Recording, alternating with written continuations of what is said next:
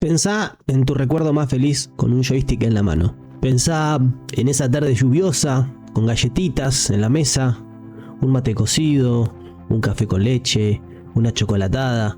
Y pensá que la persona responsable de que eras tan feliz en esa época, hoy tiene más de 70 años. Camina por las oficinas de Nintendo, sonriendo a los nuevos empleados y dándoles ese apoyo moral que un líder da sin pedir nada a cambio. Hoy, en Archivos Freak, vamos a hablar del padre de dos grandes sagas de los videojuegos. Nada más y nada menos que Shigeru Miyamoto. Hola gente, soy Julián y esto es Archivos Freaks.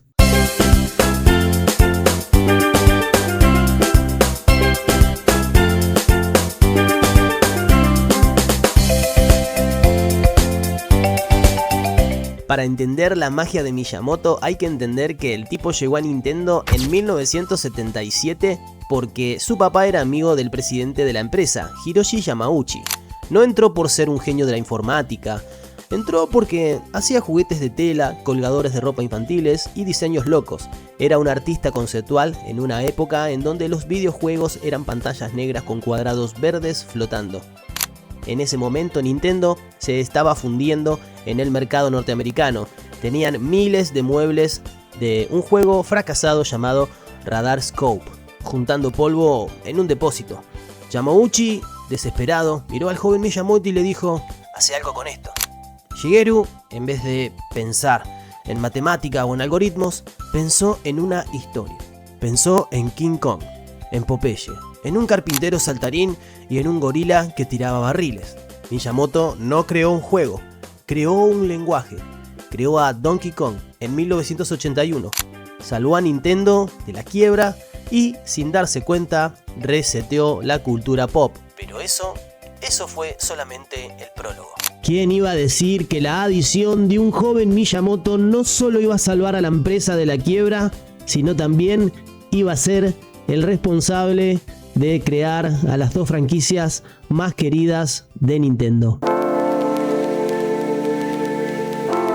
Llegamos a mediados de los años 80 y seguro recordás que tuviste que soplar algún cartucho de la NES en algún momento de tu infancia, y el responsable de eso fue el episodio central de la vida de Miyamoto, llegando al año 1985. Acá es donde el tipo se vuelve Dios. Miyamoto se dio cuenta de que la consola necesitaba un estándar, algo que te hiciera querer prender la tele apenas te levantabas el sábado a la mañana. Él diseñó Super Mario Bros. Junto a Takashi Tezuka. Fíjate la genialidad sin filtro de este tipo, que en el nivel 1-1 de Mario es una obra maestra de la psicología humana. No había tutoriales, no había textos.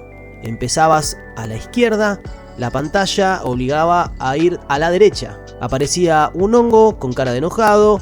¿Qué hacías? Saltabas. Si lo tocabas, te morías. Si tocabas el bloque con el signo de pregunta, salía un hongo que te hacía crecer. Al principio te daba miedo, pero el hongo rebotaba en el tubo y te obligaba a ir a buscarlo. Y ¡pum!, te hacías grande.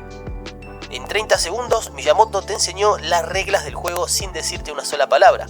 El diseño a través de la experiencia. Eso es Miyamoto. Pero mientras diseñaba este juego de velocidad, saltos y plataformas brillantes, Shigeru sentía que le faltaba algo. Mario era la adrenalina de los arcades llevada a la casa. Él quería crear el reverso de esa moneda, quería crear el misterio. Y así nació The Legend of Zelda en 1986. ¿Y de dónde salió la idea? De su propia infancia en Sonobe, un pueblo rural de Japón. Miyamoto recordaba que de chico se metía en los bosques, trepaba colinas y una vez encontró una cueva oculta. Encontró una linterna de mano, muerto de miedo, pero fascinado por lo desconocido. Esa sensación de qué habrá más allá de esa montaña es la esencia pura de Zelda. Pensalo bien, veníamos de juego donde solo ibas a la derecha o sumabas puntos. De golpe Miyamoto te tira en medio de un mapa, te da una espada y te dice arreglátelas. Era la libertad analógica metida en un chip de silicio. Con Mario, Miyamoto inventó el movimiento. Con Zelda inventó la exploración. Dos géneros absolutos, paridos casi al mismo tiempo por la misma mente. Una locura total.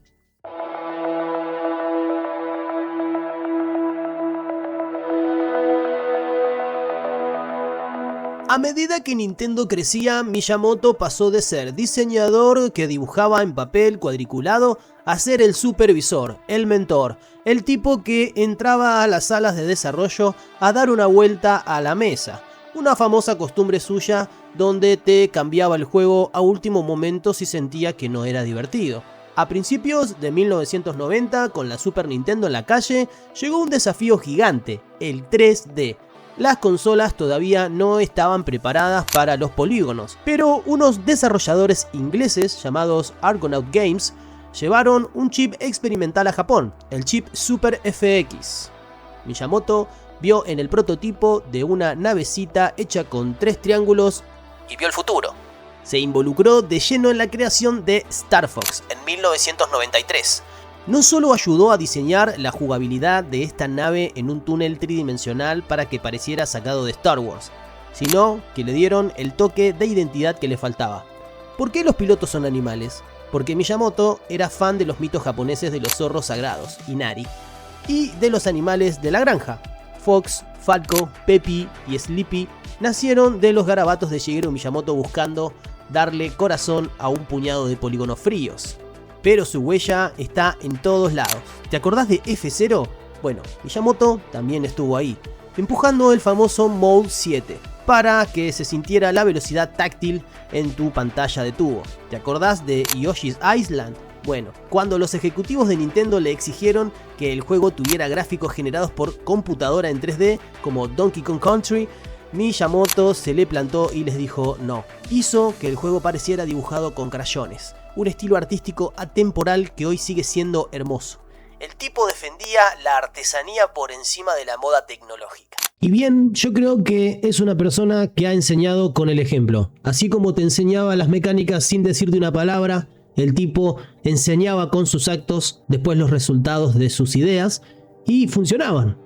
¿Cómo puede ser que una consola como la Nintendo Switch, que es una tablet así chiquita, siga vendiendo a día de hoy, teniendo la secuela en el mercado, teniendo consolas potentes como Xbox Series 1, S, X, PlayStation 5 Pro, ¿no? PCs, Steam Deck? Lo que pasa con Nintendo es que va a su bola, va a su ritmo, no está al 100% acorde al mercado. Porque es un grande, entonces los grandes se pueden permitir tener esa soltura dentro del mercado, tener pequeños fallos, probar, experimentar y básicamente no dejar de jugar y dejar la diversión por sobre la potencia gráfica. Creo que ese es el secreto que hace tan grande a Nintendo.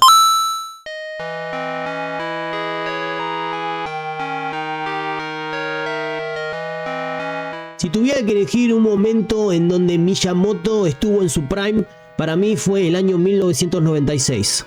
Del paso de las 2 dimensiones al 3D, nadie sabía cómo mover una cámara. De hecho, la competencia tropezó, Sonic se cayó, los arcades ya empezaron a perder entusiasmo por el público. Se empezó a vivir una especie de transición silenciosa, pero que los gamers de esa época notaban. Entonces Miyamoto te trae la Nintendo 64 con el Mario 64. No fue solo un juego más, fue el manual para toda la industria de cómo se debería hacer un juego en 3 dimensiones. Miyamoto pasó meses entero puliendo la experiencia de cómo debería sentirse correr con Mario en un jardín vacío, para dar esa sensación de frescura y a la hora de jugarlo que se sienta bien.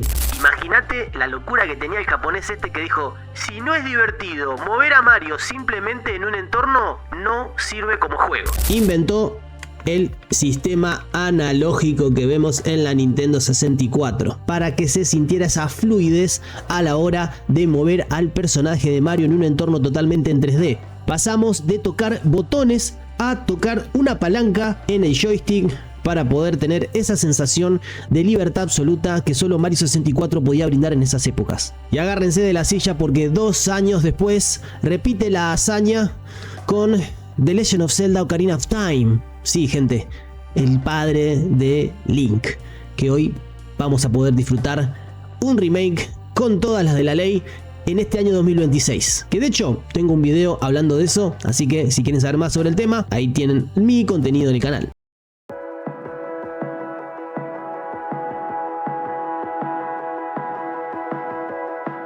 Hoy Miyamoto ya no desarrolla videojuegos. No está poniendo bloques en los niveles de Mario.